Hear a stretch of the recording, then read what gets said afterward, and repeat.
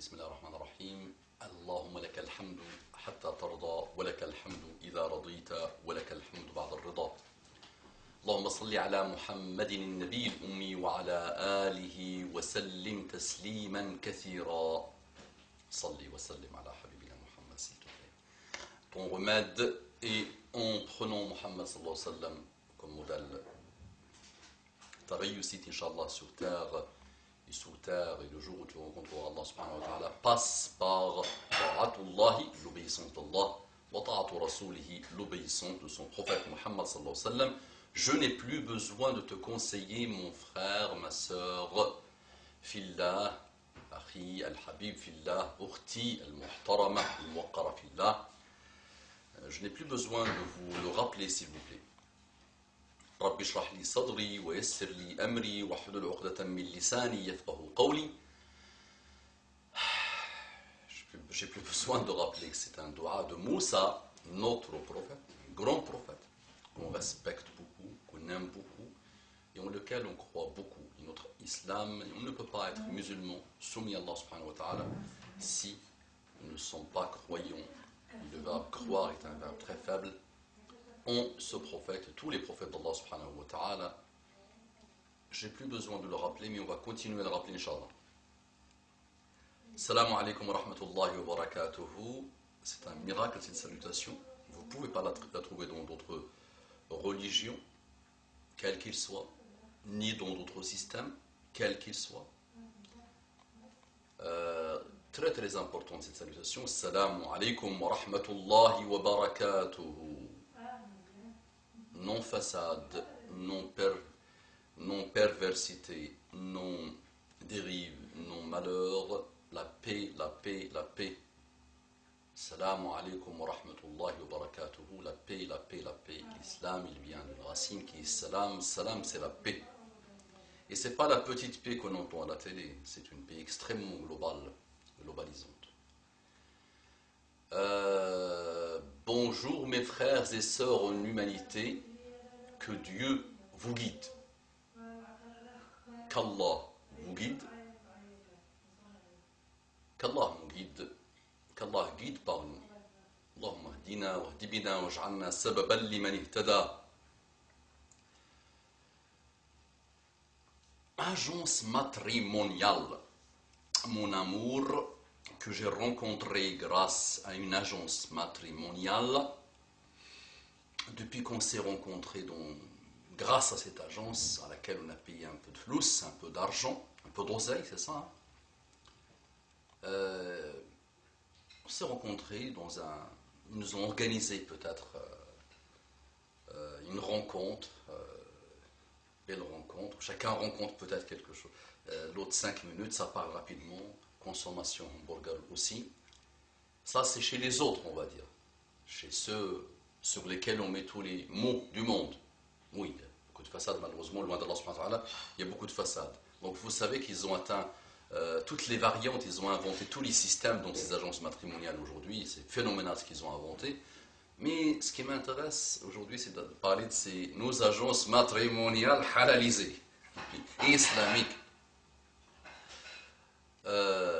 Quand on voit aujourd'hui le niveau de dérive et le niveau de dégâts que ça donne, on ne peut qu'être d'accord avec nos savants qui nous déconseillent vraiment la chose. Parce qu'il y a beaucoup eu de dérives.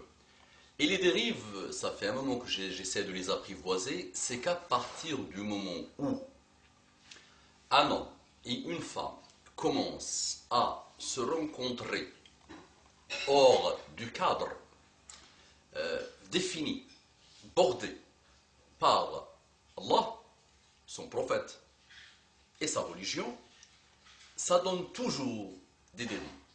Toujours. ما خلا رجل بامرأة إلا وكان الشيطان ثالثهما. À chaque fois qu'un homme et une femme se mettent seuls, Shaitan vient, il est leur troisième. Et vous savez, quand il est le troisième, ce qu'il fait, déjà, il ne veut pas prendre un peu de chômage technique, il ne connaît pas la crise, lui, il n'arrête pas. Donc déjà, entre toi et toi-même, il n'arrête pas ce Shaitan et ses compagnons et ses militaires et ses adjoints et tout ça, ils n'arrêtent pas de nous casser la tête, de vouloir nous dévier pour nous récupérer avec eux dans l'enfer.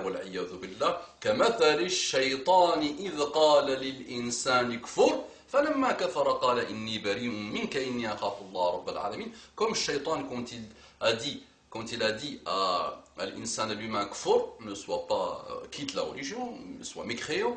فلما كفر, quand l'humain a mécru, quand il est devenu mécréant, il a dit, il nous sort de toi, loin de toi. Je crains Allah, Rabb al-Alamin, le Seigneur des mondes. Donc, Shaitan craint Allah subhanahu wa ta'ala. Mais il n'arrête pas.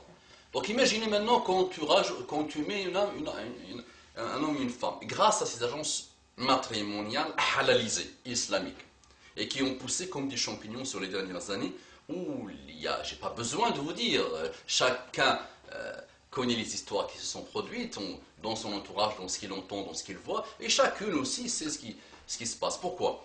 On se rend compte grâce à cette agence. Maintenant, tout est numérisé en plus, tout est halalisé, numérisé, l'amour cybernétique, le mariage cybernétique, halal, tout ça, mashallah.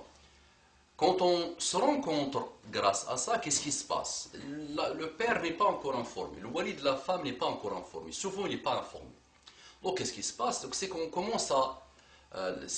la règle, vraiment, la chronologie des événements est brillante, et subhanallah, elle est exacte dans toutes les histoires que j'observe.